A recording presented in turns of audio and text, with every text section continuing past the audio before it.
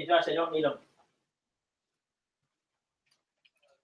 The Apple headphone idea would work perfect. Thanks.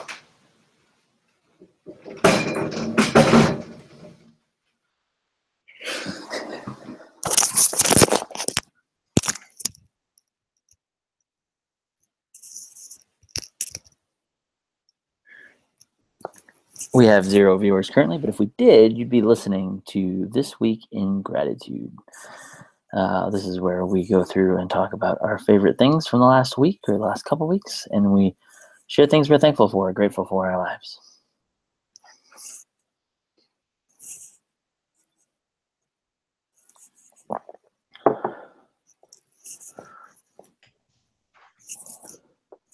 Hi, Greg. You beat Jason. Yay! I forgot to put my headphones out.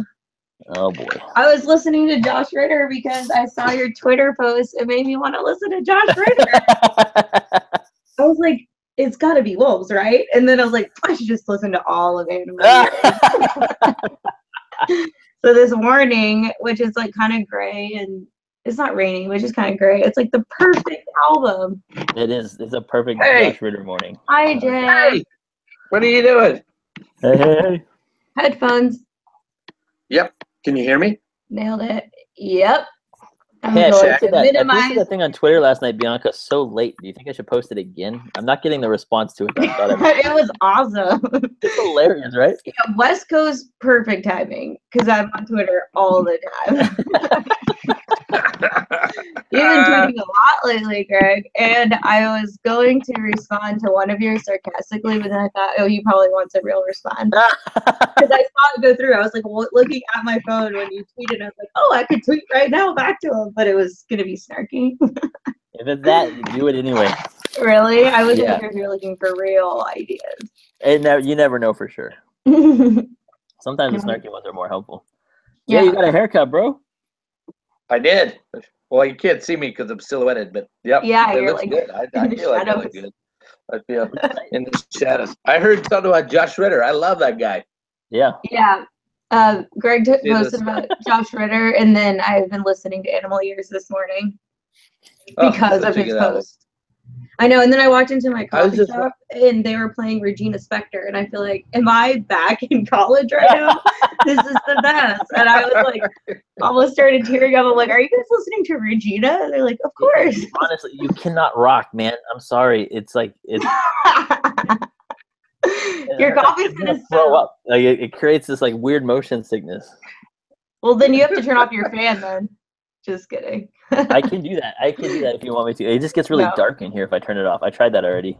No, don't turn your fan off. People starving in China. Jason will stop rocking. Hey, there's a hurricane coming. I saw that. Always relevant. I saw that. To China or where? Here? Houston. The Gulf. Right before I leave for there tomorrow. I know. Great time. I know. That's trouble. Are you driving? Well, not to Dallas, but I'm driving. When I get to Dallas, I'll be driving to Austin and then San Antonio, but different days. That's fine. I'm driving to Austin on Tuesday. I thought you were flying into Houston. I was like, that's not going to happen. No. I'm flying. I'm not going to Houston. I'm flying into Dallas.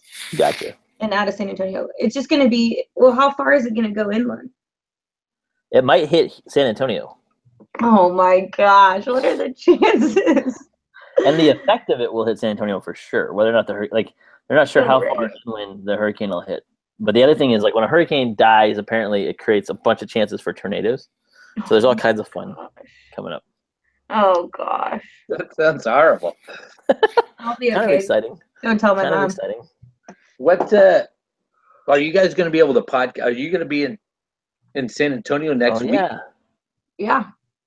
We should do this in person. I know. I actually haven't really scheduled out my days at all. I just know I'm going to drive into San Antonio on, oh gosh, I don't know. What's today? I think I drive in on the 31st, and then I leave on the September 3rd. So anytime within that.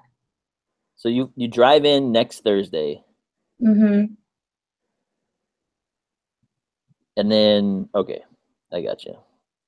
Maybe no, because you'll probably be partying. If it doesn't work out, it doesn't work out. No, it should work out. Let's do Friday next week. Okay, I got nothing for Friday. I've got brunch plans with Laura on Sunday. Okay. And Felicity and Russ are hosting a Labor Day party, which now I don't know if they will, if it's raining and stuff. Oh, yeah. The rain will be done by then. On Saturday. It's just this weekend it's going to be. Oh, this weekend. It's like coming in tonight or tomorrow morning. Right when I'm flying.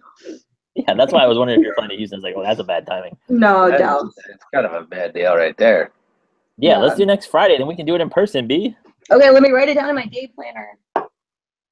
Nice. I should bring my cool Apple headphones so I can have headphones. Yeah, and then I should figure out how to have two of us record in one time. Yeah, remember Jason and I tried to do that, but the power went out. It's not that we couldn't do it, it's the power went out. But then I did it with Andrew and Jamie. Yeah, that was really awkward though. We did these like the headphones with the two. Yeah, I'm gonna look into it because I'm certain there's a better way to do it than that. All right. But I don't know. It's in the planner. Nice. That's gonna happen. That's gonna happen. Woo! I'm not All right, gonna should we eat. get? Yep. What's the order of things today? Somebody got that written down? No idea. I think. I'm gonna get my little book. Do you actually have 3 things today, B? Jason, I do. 2 weeks. 3 weeks full of stuff. Oh, emergency. Yeah, that's a rare sound out here in Muskegon. You usually can't hear. I hope they're okay. Jason chose, and I don't know. I think Greg went first. That sounds right. The only ones we need to know are the intro and the who chose. I definitely did the intro, and Jason chose. Okay. All right, so Jason does the intro this time. Bam. And I'll choose. All right. Welcome. So B, that means you go first. Welcome. I go first. Yeah. But I intro, right? Yeah, Jason intros. B goes first. You wait till we stop talking, Jason. Okay, I'm trying. I'm getting it going. Let's do this. Yo, I like that. I like that. Ladies and gentlemen. No. Okay. Welcome to This Week in Gratitude. We got Jason out here in Muskegon, Michigan. We got Greg down there in San Antonio, Texas, Tejas. And then we got Bianca up in the Great White Northwest. I don't know what the white about it, but okay, we have to start that over. I should start that over. Okay. So much. So welcome to This Week in Gratitude with Jason, Greg, and Bianca. Bianca is over there in Seattle, Washington. I'm down here in Muskegon, Michigan, and then Greg is over there in San Antonio, Texas. We're all pastors. We've been buddies for the last 10 years. We just check in and see what's going on in our lives, and we list things that we're grateful for. The way it works is we all get 3 things that we're grateful for since the last time we talked, and then someone, it rotates who picks the 5 that are the best of those. And I think this week Greg is picking. Is that correct? That is correct. Bada bing, bada boom. Only bring your good stuff. No weak stuff this week, guys. And you caught us on a week that we haven't talked to each other in a long time, so there's probably going to be some, I don't know, just some fire, some extra heat. So some extra heat this week. I think that's right. Buckle up, people. This is going to be crazy. Well, it's crazy for a podcast. I don't know. Yeah. Anyway. If you enjoy it, make sure you subscribe. Tell your friends about it. All of those are helpful. We are over 2,500 downloads now, so that's exciting. We're picking up pace, guys. People seem to like the new format, as far as I can tell. So please tell your friends, tell everybody about it, and we'll keep doing it. We're going to keep doing it whether you tell friends or not. But if you tell friends, then more people hear it. And it's more fun for all of us, and we're close to Jason being able to get a T-shirt. So if you can help with that, any way whatsoever, that's fantastic. I'm waiting for the email from Apple. Doesn't Apple do it? I don't think that's how that works. Where's the form that we fill that out for Podcast Central? All right. I think, Greg, you kick us off, or Bianca, who kicks us off? I do. Bianca goes. Yeah, and all of mine are from one crazy weekend. Although I might add in some extra because I have more than 3. What? Unheard of. So. But as the weekend was going on, I was like, I gotta say all 3 of these things because this is the craziest weekend ever. So the first one is that we were on our mission trip, and but we stayed in Seattle, so we just go to South Seattle and we work at food banks and shelters and day camps. This year we actually helped on a forest project through the city of Seattle, and we like cut down vines, and that was really fun. Yeah, so I'm really grateful for going out on this trip with all these middle schoolers. There were 24 of them, and I led a group, and it's just an awesome way to keep them in their own city but show them something new that they may not have noticed. One thing I'm working on is we did a report day with their parents about, what did they learn on the trip, and I don't know if they really got the point. It was a lot of like, oh, I just really helped those people. They really needed me, and they were joyless without me. And I was like looking at my co-leader, being like, oh man, I really tried this time to like change the language and the feeling, but it's just really hard when in middle school everything's black and white, and they're good guys and bad guys, and there's justice, and everything's fair. Everything's for a reason. That'd be awesome, B. So yeah, what's up? People outgrew that. I know. I just am stuck in this age with them, and so every year I'm like, okay, this year my talks were really about like the kingdom and how we're all broken. No, it doesn't matter. They get up there and feel like my favorite moment was when this guy, said he was so unhappy until we showed up because I knew that we were the joy in his life. I was like, oh gosh. And I was like, yeah, that's hard. The plank in your own eye, kid. But so anyway, it's really hard, but it was a really fun trip. I mean, I might venture to say this was one of the best city splashes. Not a lot of conflict. There wasn't a bully in the group, and just kids saying how much fun they were having and making friends and stuff. And so it's called City Splash, and we go every summer, or we plan it every summer. Every other year we stay in Seattle. The other years we go to Portland. And and I chose, and it's number 1, even though it's work related, because chronologically that's what happened to kick off this crazy week.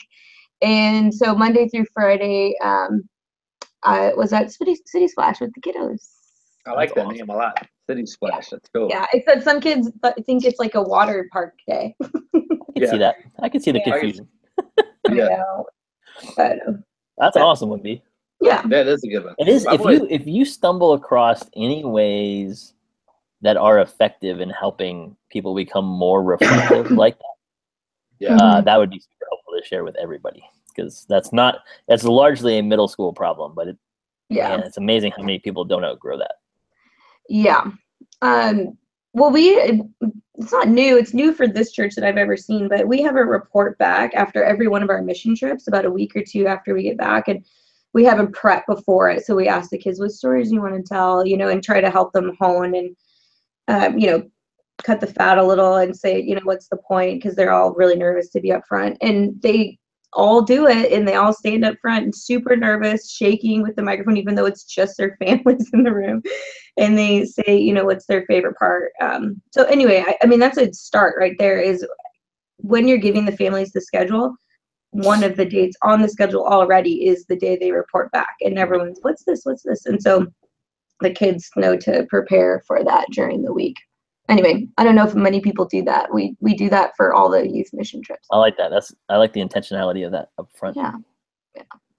That's cool. That's it. Nice. That's it. I've always called those urban plunges. I like City Splash. Yeah, high school is called Urban Plunge, so we can't have that one. Yeah. City Splash is better than Urban Plunge. I do too. I think you win. Personally, I think it's a battle. Take that, high school. Yeah. Do I go next? Yes, you do. Boom. My first one I want to mention is Manchester Orchestra's new album. I forget the name of it. That's 2 albums dropped on the same day, and Steve Saker, new one, and Manchester's Orchestra's new one. And I sent you both of them accidentally. But Manchester Orchestra, that thing is ridiculous. I'm just a really big fan, huge fan. And I asked you, did it speak to you? Do you like it? You know, like I'm always interested in. It's so interesting. Because I listen. I got the album. I put it in the CD player. I drove across the state. I was driving over to do premarital counseling with this couple that I'm doing the wedding for in November, and I wanted to meet with them over there in Troy, Michigan. And I just listened to that album, and it's so interesting to me when God speaks like specifically to me through music. I think it's. I texted you guys and said, "Hey, was this thing? Did it talk to you guys at all? Did God talk to you at all through that thing?" I'll go on record first and say that I only heard the Stavesacre CD, and that was an interesting CD. Like I never listened to those guys ever. Not my cup of tea. But like some of the lyrics were, I was like, because it was you, I got like 4 songs in before I shut down. Yeah, that's the guy. Man. That's the guy from Crucified. You remember the Crucified? No, I don't. Do you remember that Focus song that somebody that rapped with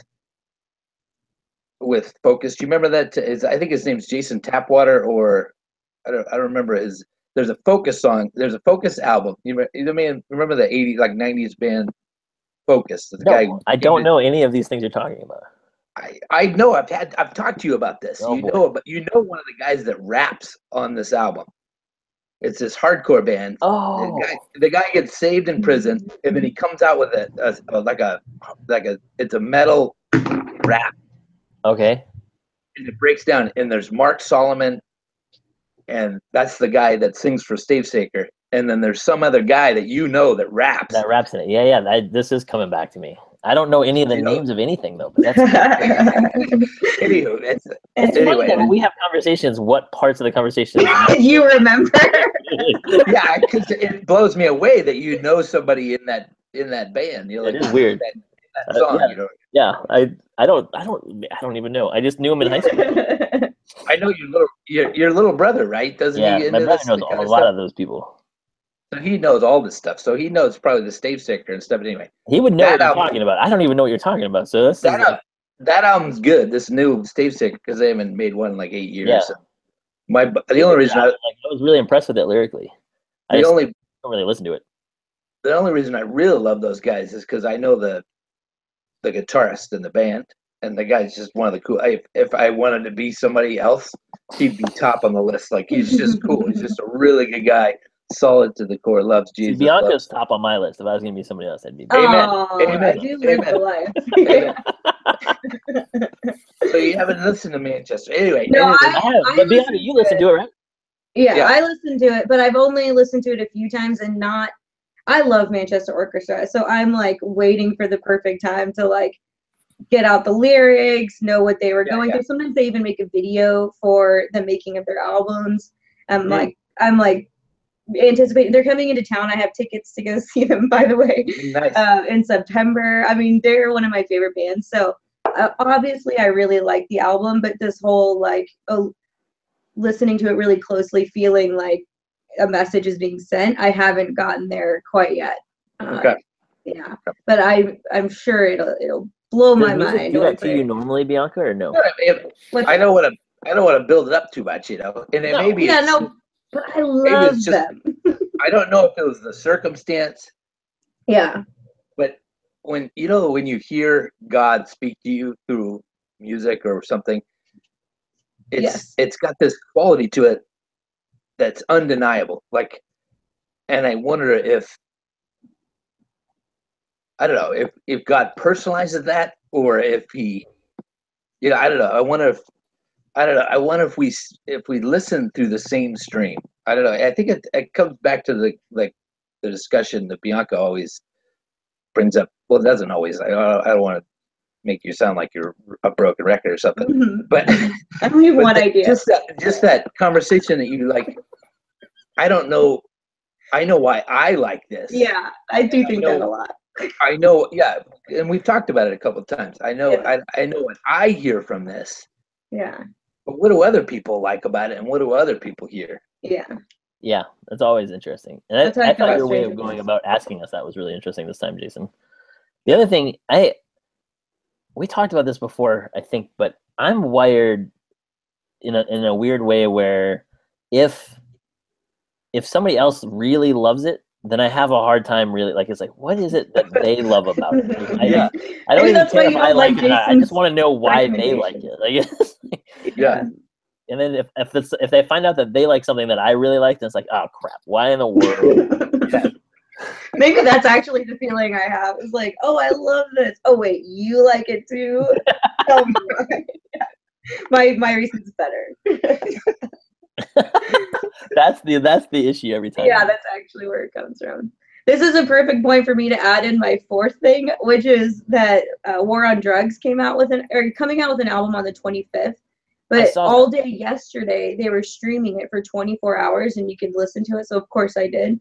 Nice. It's so good. It's so good. I love the War on Drugs, and Stephen Hayden, who we've talked about before, he's a music critic, has already said it's his favorite album of the whole year, and so I was anticipating it. And then to be able to listen to it early, it doesn't come out until tomorrow. Anyway, I know it's too late for the listeners to hear. Oh, actually, when they hear this, it'll be out. So listen to War on Drugs as well. It's a little Manchester Orchestra feel, but more like mellow than they've got. Are you excited about the new Taylor Swift album, Jason? Oh, the girl, she comes with it, you know. I don't even know what that means. Oh gosh. I'm excited too, though. I'm with you, Jason. If you only have a couple minutes, listen to number 3 and number 7 on Manchester. All right, number 3 and number 7 on the new album. What's the new album called? It's something from below, the dark below, or something like that. Pulled it up.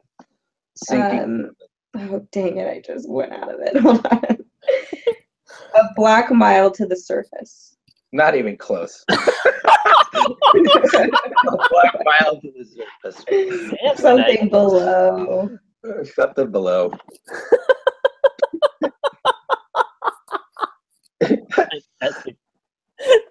All right, my third one is I was trying to figure out your first one. Oh yeah.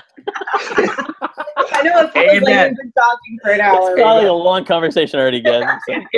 In conclusion. So far, I choose Jason. All right, my first one, but I put it as my number 3 in my list. That's what screwed me up. All right, my first one is I've had this realization in the last week or so, and I know for Jason this is a sad realization, but for me it's been encouraging, which is I think I'm getting old around social media and stuff. It started like 2 weeks ago. I tried to repost a Facebook thing, and I just reposted it to the same place that had already sent it.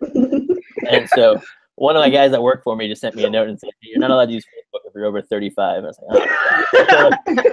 So that one was like, I was like, man, I thought I knew how this worked. Well, I thought the rule was reversed. I thought only 35. I know, right? Well, I will get to that one in a second. So then later in the week, we have a new staff person on our staff, a guy named Kevin. He has a YouTube channel under Nintendo, something like that. He loves Nintendo stuff, and so he like streams himself playing video games. And it's impossible for me to get my head around how anybody could have people watching somebody else play video games. Yeah. But he does. He's got like 1,600 people who watch, and my kids love it. And he's really funny, and he's encouraging and fun to watch and that kind of thing. So Zeke might like it, Jason. That's a random plug his for name? It's Kevin Nintendo, apparently, right? Kevin Nintendo. Kevin Nintendo? Like yeah. Because my son does love that DNTDM guy. Yeah, there's a bunch of these guys. Like I don't like. So anyway, but like he goes on tours. Like he's. It's crazy. So anyway, so in my head, like in my brain, like it just is, I can't compute all this stuff. And so we're having like staff orientation last week, and we're talking about it, and he's showing us like all these different things we should be doing with live streaming and how we should be using YouTube and Twitter and that kind of, and Instagram. And there's like 7 different ways to use Instagram that I didn't even know existed. And I was like, this is like. So I'm feeling old already. And then last night I took my kids to the bridge, which has officially started. So we were on our second one last night. And it's the only time they get to go all year because of school and everything else. But so they came with me last night, and we're announcing like join the Facebook group, get on there so you can see everything that we're doing, all this kind of stuff. And then Josh leans over to me at the end and says, this is the kid who can't work a radio, by the way. He leans over at the end and says, hey, Dad, nobody my age or younger uses Facebook. You're like 2 years away from that being irrelevant. Oh man. Accurate. I've already failed on using Facebook well, and it's going to be gone in a year or two anyway. It's like, man, I don't even know. Like, there's like all these things going on. But anyway, part of it for me is the realizing like, oh no, I can't keep up or catch up. And then the other part of it is like, I'm excited that we have really cool young people who are doing really interesting things that makes sense to them that I don't totally understand, but I don't know. Like it's fun to be. I think there's like a pressure that's lifted off of you when you realize, oh, I don't have to be the young cool person doing all this stuff, right? Like I can just let young cool people do it, and it's fine. Yeah, it's very freeing. That's what interns are for. I get older, but they stay the same age. They will like always be at the forefront of what the middle schoolers are doing. And all I have to do is figure out how to interact with those guys. I don't have to actually do all the other stuff all the time. So yeah. We had this moment, like Kevin's only like 21 or 22 or something, and so he's just started with us this week, and he's by far the youngest person on our staff right now. And we looked around and realized, oh man, our staff has gotten old. Like, we're not young people anymore. We need to get more young guys. So it's a weird one to be to have gratitude on, but I do appreciate the pressure or the burden's been lifted off of me now that I don't feel like I have to keep up anymore, which is nice. At least for today, I don't. Don't even get me started on Snapchat. I have no. It doesn't make any sense. It does not make me at all. No, I don't have it, but I was trying to use it on someone else's phone. It's just, it's fun, but I like don't get it. I have it, and the only thing I can do with it is watch people I follow, and I can't even follow people on purpose. Like it's entirely. I need if I know a student uses Snapchat, I say, hey, here's my Snapchat, make it so that I follow you. I can't even do that. Like it's even just that verbiage is like totally. I know. I don't even think that's right. I don't know what that means. Like make me follow you. Make it so I can see your Snapchat. That's all I want to happen. I'll snap your chat. It's a weird thing because I'm out here in the sticks. Yeah. So there's a wave of people that are now finding out about Facebook. Right. Which is it's just insane. It's weird how much context matters, right? It is, and it's crazy because there's also the youth here in this town, even though they're small town students, they're far, like they're already at where your son's talking about. He's saying that it's irrelevant. Like Facebook is irrelevant.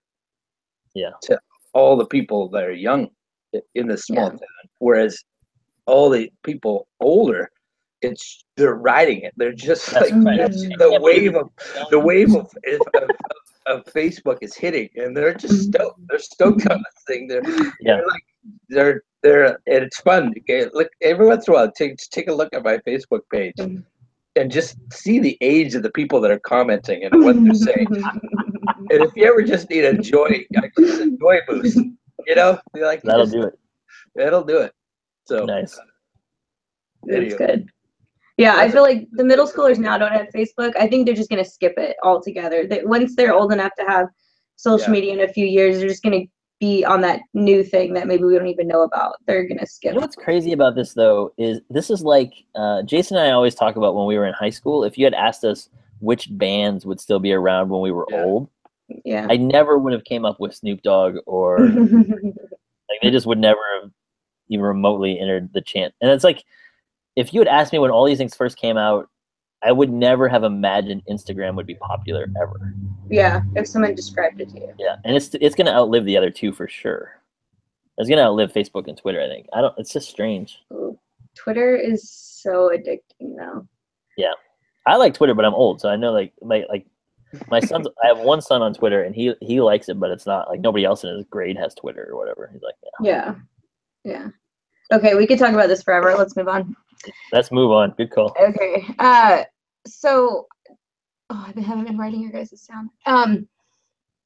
So City Splash was Monday through Friday, and we get back at the church for pickup at 4:30. I have to go return the vans, or one of the vans with some of the adults, and then I have to report to the softball field at 5:30 for our playoff doubleheader that starts at 6 on the day that we, just drove back from City Splash, 5 days worth of hanging out with middle schoolers for 24 hours. And so we played in the championship. We were down by 5 going into the last inning. We were playing well, but the other team was just better. And we came back and won the first game on a walk-off. Oh my gosh. It was so amazing. It was like the coolest thing. And then we played, it was just bomb. I mean, we had been down almost the whole game and then get down by 5 and then came back, scored 6 in the 7th inning. And so that was awesome. And then we played the second game, which was not as eventful, and we won that one. So we won the championship, which is awesome. Nice. On the day we get back from our mission trip. And you guys have a cool name? We're called Your Mom Plays Softball. No.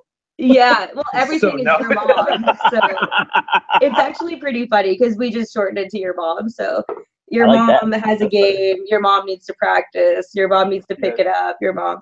So it's actually pretty fun. And this team has been together since I used to live in Texas. So it's been together for years and years and years. And since I gotten back in Seattle, I've been on the team, and we have won 5 of the last 7 years in championships.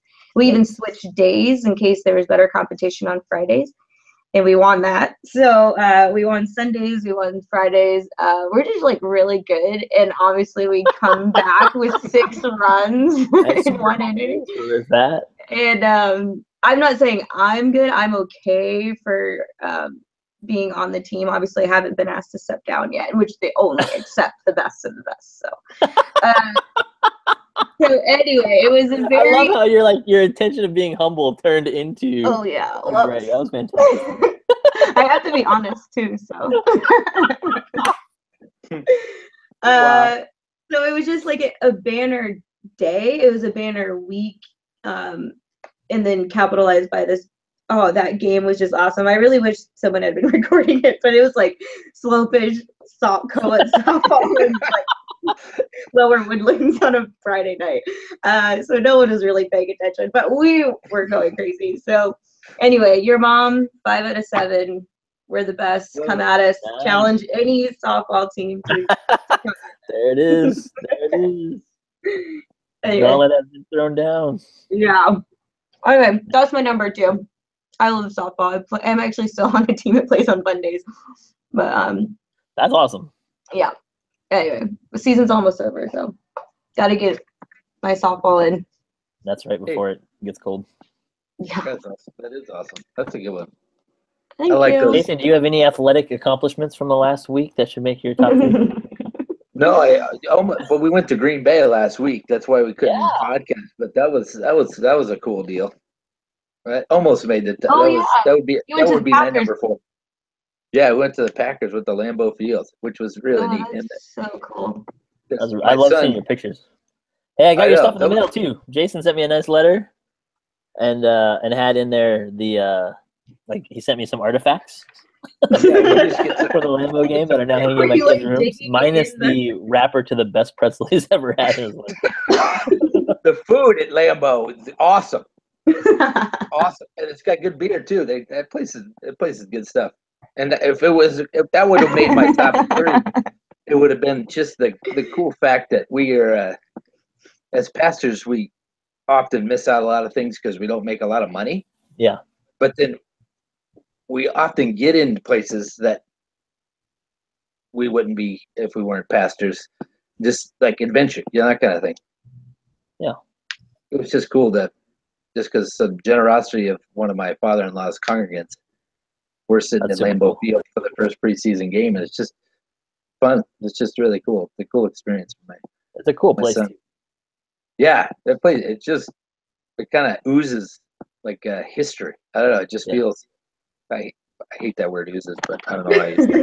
Anywho, okay, my number 2. Let's go to 2. Yeah, or do you want to tell a sports one? No, I don't have any athletic accomplishments. Your soccer team didn't win the champ. Yeah, I'm done. Yeah. all right. My 2 is Liam Gallagher on Colbert, Late Night with Stephen Colbert. You know, I forget is it Noel? Yeah, Noel and Liam Gallagher were Oasis, you know, in the 90s when I was in college. It's like my college band. Yeah. They broke up right after I graduated from college. I think my college graduation had something to do with it. Oh, God. They've been fighting ever since, you know, for a couple decades. They're not in the same room. They hate each other. They're like on the media just slamming each other. Noel's been putting out music the whole time. Pretty good stuff. But Liam, he shows up. I didn't know he was coming out with an album. It's coming out in the fall. I think it's coming out in a couple weeks. But the song is an apology to his brother, it's interesting. You look it up and listen to it. I think the name of the song is For What It's Worth. And it's a real heartfelt apology to his brother. I don't know who's older, who's younger, but it was just so interesting. That's a weird way to go about it. And I wonder if it's gonna grow into anything. Maybe a reunion between Oasis. Maybe Oasis will start putting out more music. I just think it's really interesting because he confesses, you know, that he's in the wrong. You know, he thought he knew it all. He has these really like deep confessions in the middle of this song and on Late Night with Stephen Colbert. Right? You know, not something you see all the time. That's crazy. Yeah, it's weird. It's almost like a phone call that he made to his brother. But I wonder if he just said, I'm not going to call him. I'll just make this album. Tell everybody else. And just sing it to him. Yeah, maybe. Wow. So the album hasn't come out yet, so we don't know if like the whole album has that tone, right? Yeah. I don't know. And it makes me ask a question. Have you ever made a public confession in lieu of or instead of a private one? That is a good question. I wonder if that's sidestepping, you know, like yeah, that's interesting. I don't know. So one of the things we go out to eat not every night, but like after our programs sometimes. And like last night I've been doing I talked about this Pray As You Go app a couple of weeks ago when we were on this thing, and one of the questions that the Daily Examine asks is, when was a chance you had to be kind that you did not take? Like, when could you have been kind if you weren't? So we did that last night, like around a table with like 20 of us. I just had everybody go around and tell about a time when they could have been kind and were not. And that was sort of that public confession stuff. It was weird, man. That's strange. It was really funny. Like, there's a lot of chances. It's a long list for some of us, but yeah. I don't know. I don't know that I've ever publicly confessed something so that I didn't have to privately confess it. Yeah, I don't think it means as much. Maybe, I don't know. Him going on Colbert rather than, I mean, maybe he did have a phone call and then sing the song, you know. That's true. But if he had, I don't know, if he would have the phone call, I think there would be like maybe both of them together. Or, you know, like I don't know, like I don't know. It just made me think of times when I said sorry in front of people when I maybe should have just said sorry to that person. You know, I don't know. Or maybe it means more, you know, like him publicly saying, I've been wrong the whole time, you know, letting everybody know. Especially because their feud was so public, right? Yeah. That might make sense. That's a good question. I'm going to think about that one for a while, Jason. Yeah. Anyhow, I'm not sure. I know the first ones that come into my mind are when I make missteps and my wife is in the room. Yeah. You know, and I throw her on the bus and throw her under the bus and we're having like a conversation maybe with couples or with a group of couples, and I throw her under the bus, and then I notice that something goes wrong, and I publicly, like, you know, obviously I make more mistakes than most, so this happens every once in a while. So, you know, so I have to circle the group back and say, let's pause for a second. A little while ago, I said my wife is always late. I said my wife is always late and kind of dumb. I didn't mean late or dumb. You know, she's. I didn't mean always. Yeah. Yeah. Take out the kinda and always. Oh boy. Yeah. No, I think that's a strange one though, because I think in that scenario the public apology makes the most sense, right? Like, because the harm was public. I think it's the, like, you know, if you and I have a fight privately and then I apologize publicly for this fight that that's you and what I I'm had, thinking. then it's a weird, like, it doesn't match the sin in a certain way, right? Yeah. It feels like, I don't know. It was a good question though. I wonder how it's going to play out in media. I wonder. My fingers are crossed. An Oasis new album. I still love that. How is this Oasis dude gonna hash out 2017? It doesn't matter if it's self-serving for him or not. Jason wants to know if it's self-serving. Is his public apology self-serving for me? That's the truth. Is good music gonna come out of this? Yeah. Here's what they're sold. All right, my number 2 is has been really fun this season. This is like the second to last season of it. I know some of you guys have watched it. Can you repeat yourself again, because I didn't hear you say? Yeah. Game of Thrones. Oh, this season of Game of Thrones. I'm glad somebody put that back on this thing. Yeah. So I'm not, like, we don't need to give any spoilers or anything about it, but I know there's like a lot of people who are mad about certain episodes and things like that. But on the whole, like, we talk about this all the time, but I love anything that, not anything, I guess. I love these sort of entertainment things that everybody is engaged in. Yeah. I like being part of those conversations. Like, I like having those things that make it easier to talk to people and easier to connect with and to share theories about and all that kind of, like, I like that stuff. And so I'm going to be sad when Game of Thrones isn't there to be that thing anymore, but I'm curious always what the next thing is. But so I like Game of Thrones. It's a good show. I read all the books before the show got made. But I really picked up on the show the last couple seasons because it's after it's post the books. So they're doing things that, you know, maybe were hinted at in the books. And so I'm excited about that part of it. But I have 3 or 4 different people in my life that, like, Monday, Tuesday, or Wednesday is always conversations about, hey, did you see that episode? Blah, blah, blah. And I like stuff like that kind of forces me to be social that way. I love those spoilers. I love that there's direction. I love how the stories aren't getting further apart. There's just direction. I love how there's all these stories and there's all these kingdoms that are just cruising along. And I love how they're intertwining, and I love that there's direction. It's like the opposite of Lost. I hated that show because he just sort of spiraled out by the end. Yeah, he just kept opening doors. He's like, yeah, forget it. I'm just gonna open another one, and that there's zero direction. Like, it ended, and it was like, what the heck? Anywho, I'm hopeful that there's gonna be direction. There's gonna be a point, you know, because he's making all these.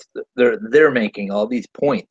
Right. There's these chances for it, so I'm hopeful that it'll come to fruition. I'm with you. Yeah, and their characters, they're masters at creating these characters.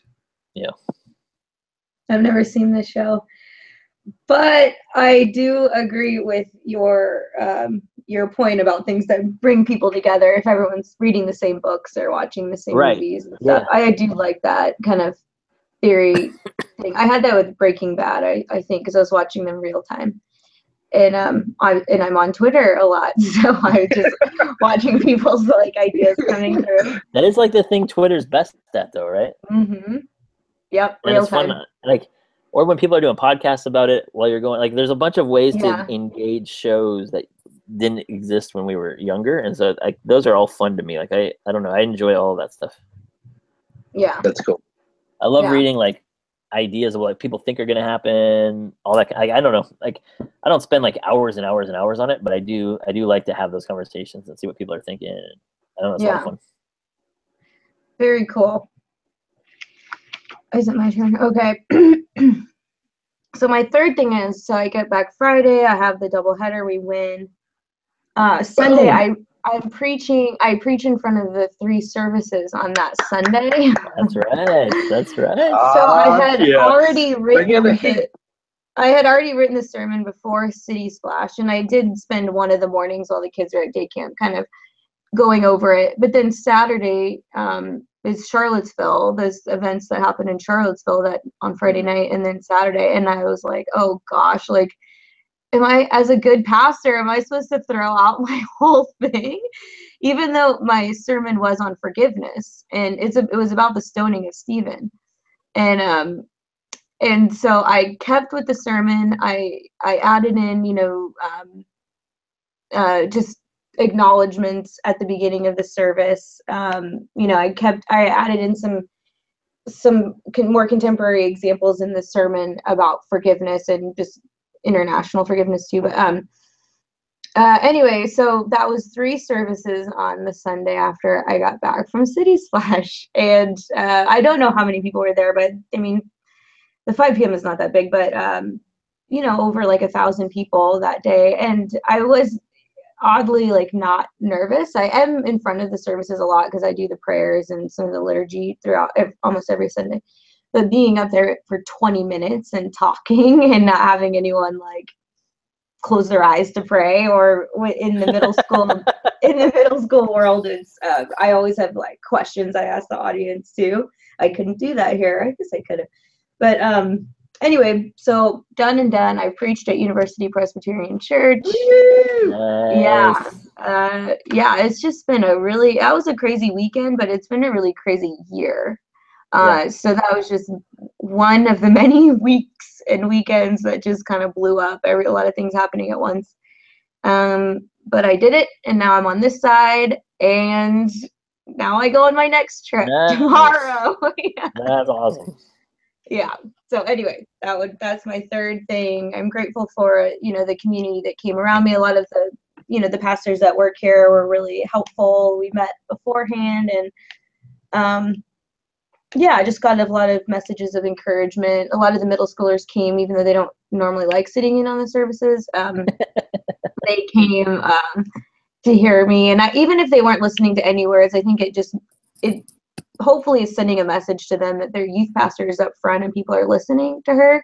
Yeah. And so the things that I would say to them in a smaller setting is also as important, that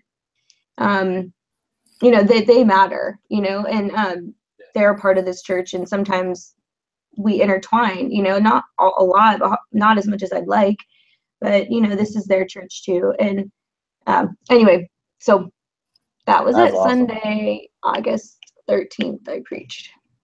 That is gold. Yep. That's it. Super proud. That was gonna be tough to beat, Jason. That's all I was thinking. I was like, I'm not even gonna. Oh, I wasn't even thinking of the competition. Yeah, right. Yeah, right. Yeah, right. No, but I do it. I would. That's amazing. I love that. Let's pause and give praise to God for Bianca's amazingness. I dig it. I'm grateful that they let you, like they gave you the stage. Yeah. The 5 p.m.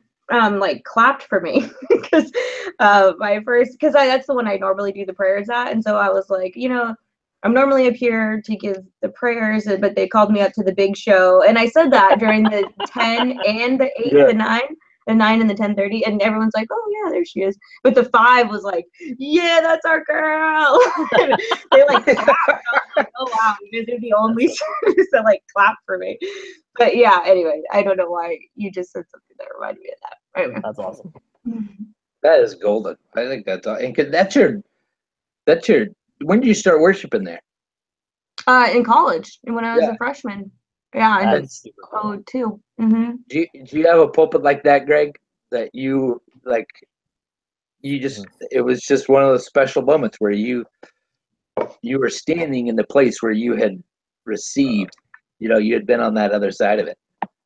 No, I don't really think so. Like I preached in high school once at my home church, and that was really cool. But it was like a youth Sunday or whatever. I covered for somebody. But yeah, there's not that. I don't think there's that place for me. That's an interesting. It'd probably be like a college chapel. Like if I went back to my college and that might do it. I don't know though. That's a good. I don't have a spot otherwise. I think that's part of the testament of Bianca's faithfulness to a place and of people. Is like we move so much in different places that it was never. I don't know. Yeah, one thing. Yeah, I came back to this. It's a really cool spot. Yeah, I know. That's amazing. Yeah. Where did you go to college, Greg? I went to a place called Briarcrest College in Saskatchewan, Canada. Oh, okay. Wow. Never heard of Bible college. I went for a little while. If anybody's listening and has any pull whatsoever, let's get Greg back on Briarcrest. And yeah, that would be cool. There we go. I like this, Jason. Yeah, and if you want to, and fly us all out, Bianca and Jason. I'll do opening prayer. We will be your liturgists. Bianca can do Eucharist for you guys. It'd be awesome. I've heard the rumors. I don't know if you've heard the rumors, but Briarcrest, that place is rolling in dough, right? No, that's not accurate. I know for sure that's not true. All right, let's go to my 3. I think this is my 3. I think my 3 is how do I want to put this? Okay, I'll start with the negative and then positive because this is this week in gratitude. When I stayed out in California, because we did our 2.5 weeks in California for my wife's 40th birthday, and then I had to extend my trip because my grandfather passed away and his body was flown back to El Toro, and I got to do his funeral, which was awesome, graveside service.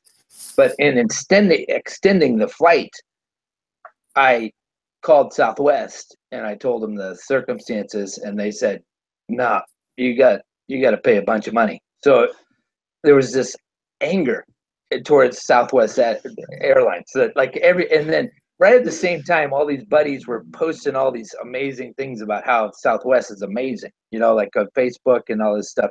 And they're saying, because honestly, there was this story of this wife finding out that her husband was having a heart attack, and they called the stewardess, and the stewardess handed the phone to this lady, and they pulled her off the plane. They transferred her flight, and she flew to wherever her husband was. And I was just like, that didn't happen with me. I'm just stuck in California, and I gotta pay all this money to fly my family back. And plus, they couldn't get me back to Grand Rapids, so I had to fly into Midway, rent a car, drive to Grand Rapids, and get me back. Anyway, it was an ordeal. It was a very expensive ordeal. Put that on pause, and here comes the gratitude. I'm in the throes of this and lamenting to the Lord, lamenting to my wife mainly, and I get a check in the mail from my Uncle Wayne, and because his dad had passed away, and he was grateful that I did the service. But I think my 3 is just family. It's family coming in and being second to God, the most powerful and faithful presence, and it was, I think it was I hear you whining. Let me cover that. let me cover that from God, but via my Uncle Wayne. So Uncle Wayne and Aunt Rosie, I think that's my 3 is nice. And just family in general. How many times there's the world crumbling around you, and what swoops in is family, Anyway, so there's my 3. That's a good one, man. That's a good one, Jay. There's my 3. Way better than your second. And Southwest, I don't know if I'll ever fly Southwest again. Don't tell me. That's my favorite place to fly. I know. I hope Southwest is listening. I hope Southwest, man. You can make this happen. Yeah, fly to Briarcrest. That's a simple thing. And then I'm gonna see Saskatchewan. We'll all be back on board, and all 2,500 listeners of our podcast will be excited. It's it's not 2,500 people. That'd be nice. Yeah, don't get me wrong. All right, my third one. Oh boy, this is gonna be a tough navigating one. So, and this may get people mad at us. So just know that going in. Us or you? Well, it's our podcast. Oh, this is the part where we run the thing that warns them, like the views of Greg are not the views. Are you gonna spoil Game of Thrones for everybody? Worse. No. So some of the stuff that's been going on in Charlottesville and all of that is like rattling around in my brain, and then last weekend or the weekend before, the gospel reading was Matthew 15 in the lectionary, and the part where Jesus says that it's not what goes into your mouth that defiles the body, it's what comes out of your mouth. And then a little further on, it comes out of your mouth that defiles you because your heart is evil, and is the kind of the root and the fountain of lust and anger and like this whole list of things, theft, like murder. It lists all the stuff that comes because of our hearts, right? And it's one of those. Is that outside my house or somebody else's house? I'm trying to cover it. Isn't this the microphone? Oh, it's Seattle? All right. Yeah. I work on it. That's the warning. That's the warning alarm that says you may not want to hear the rest of this part. Yeah. Use that audio for beginning. So that's a passage that's always sort of bothered me, like, because I've never, like, that's not the way we teach ethics, right? Like, we don't teach people. We teach people that like what you bring into your body or what you bring into your eyes or what you listen to affects and shapes you, right? And that's true in a certain way, right? And that we can kind of compound our heart problems that way, or we can maybe fix them that way to some degree. But it got me thinking about because of Charlottesville and other stuff that was going on. It got me thinking about protesting and like the way we protest and the way we engage what we think of as evil. Because if what sort of the way my brain took over on this was if evil is something that isn't out there but it comes from in here, then we have to stop trying to correct it by means that are only out there, right? So protesting is about letting other people know that we think this is evil, right? Or that this needs to change or whatever, but it doesn't do anything to shape the other person's heart, and it doesn't do anything to shape my heart necessarily, right? So there's a whole bunch of other conversations to have around this stuff, but the reality of Jesus' statement in the gospel that the things that defile us and the things that are evil come from within us. And you guys are both Presbyterian folks, so you're comfortable with sort of wicked hearts as it is, but it did. Very familiar.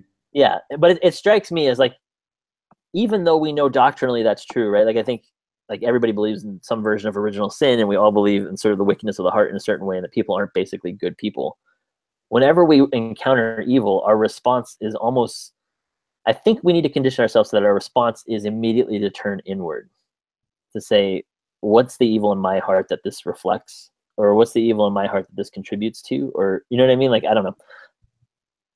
Explanation. But I think Jesus opening up a different way to deal with evil for me was helpful this last couple of weeks. That it comes from the outside too? No, that it comes from the inside, right? That I think I only think of evil as coming from outside or as being outside of me. Oh. And the call to sort of repentance and to do sort of the heart work that we need to do that comes out of Matthew 15 was encouraging to me this week.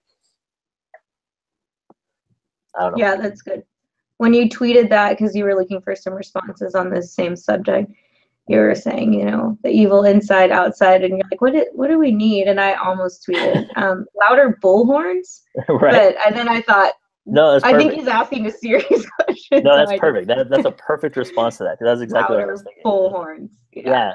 That's what's gonna take. You just need to turn up the volume, I think. Well, and also it occurred to me as like the way we talk about our hearts is so goofy in our culture, like that we do say things like the heart wants what the heart wants or something like this, right? And it means that we're going to love whoever we're going to love or whatever, right?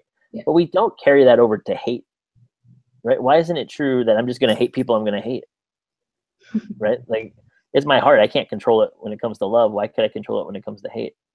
I don't know. I think we can control it, obviously. I just think it's the whole thing is just, it's been a stressful couple of weeks to have conversations that are not sort of right in line with what everybody else believes, just automatically, like, oh no, this is great, we should we should punch all the Nazis we can find or something like that, right? Like it immediately, like to be on the other side of that argument of, I'm like, listen, I don't like Nazis, but maybe that's not the way we do this.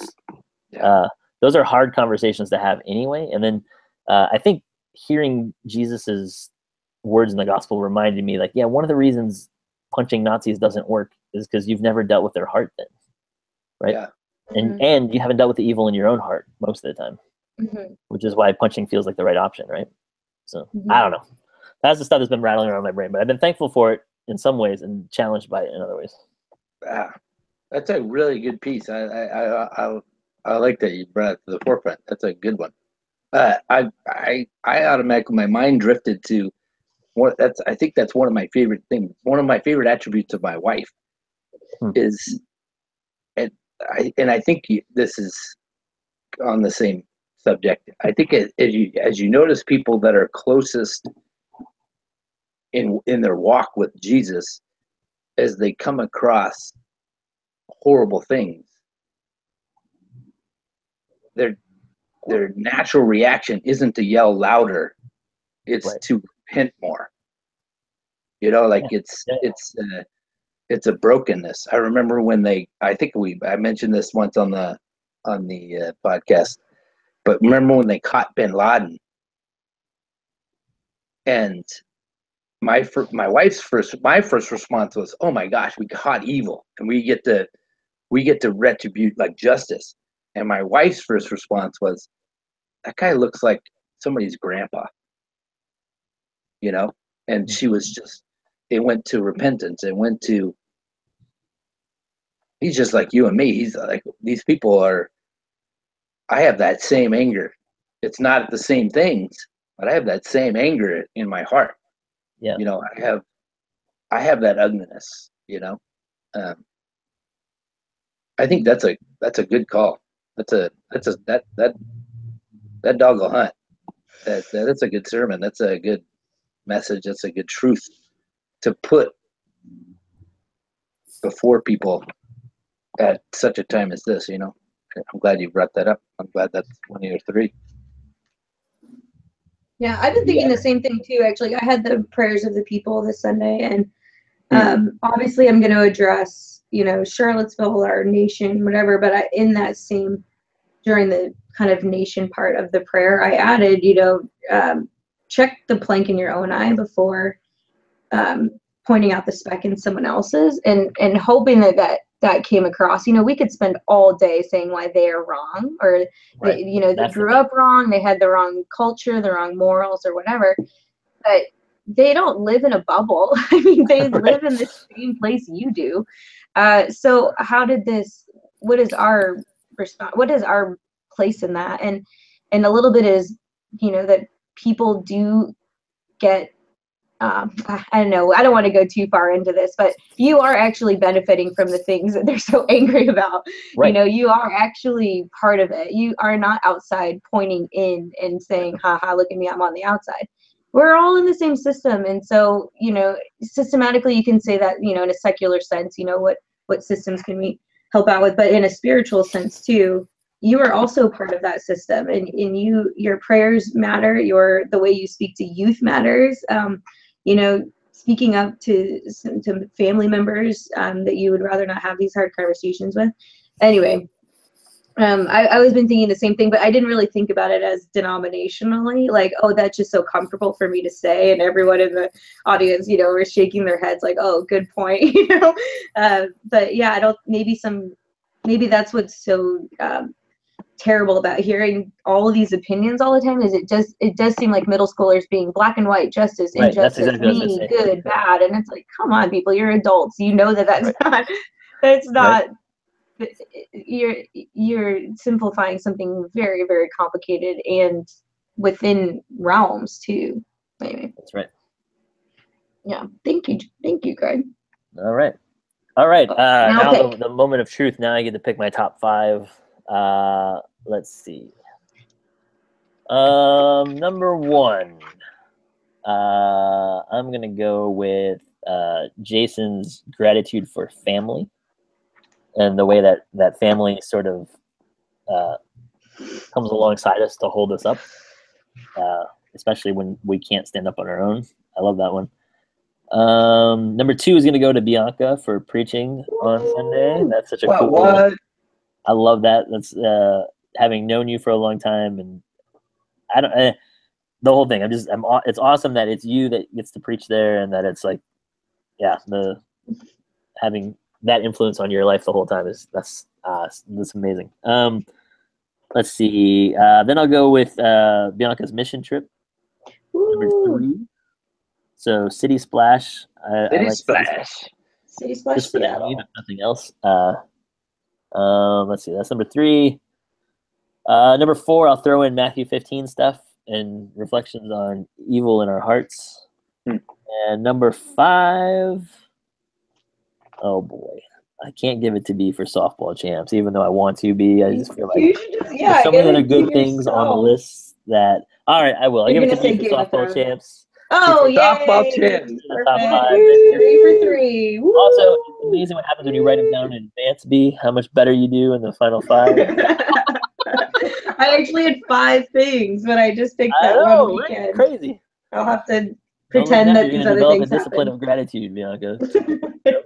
After a year. Yeah. I want to do a couple quick shout outs. We talked about doing like catching up on things that we talked about before, which I don't really have anything in my head for that, except for this week I want to say shout out to my buddy Greg, who's been on our podcast before. Oh, yeah. So happy birthday, Greg. And also shout out to Kyle Gillespie. They had a boy just this last week. So, yay, Kyle. So we can shout out to those guys. And then you guys got anybody shout outs that we need to get? Oh my gosh. I don't know anybody. I think there we go. All right. The last time we talked, I was just talking about people that made, our lives, better friends, like that kind of thing. And I left off when I was out in California. I hung out with one of my older friends, a guy named Bill Leonhardt. I don't know if he listens. If he does, I'd shout out to that guy. Nice. I like that. All right, everybody. Thank you for joining us this week on This Week in Gratitude. It's always a good time. We'll talk to you guys later. Bianca and I will be recording live next week in person. San Antonio. That's going to be fun. So we're looking forward to that. We'll talk to you guys next week.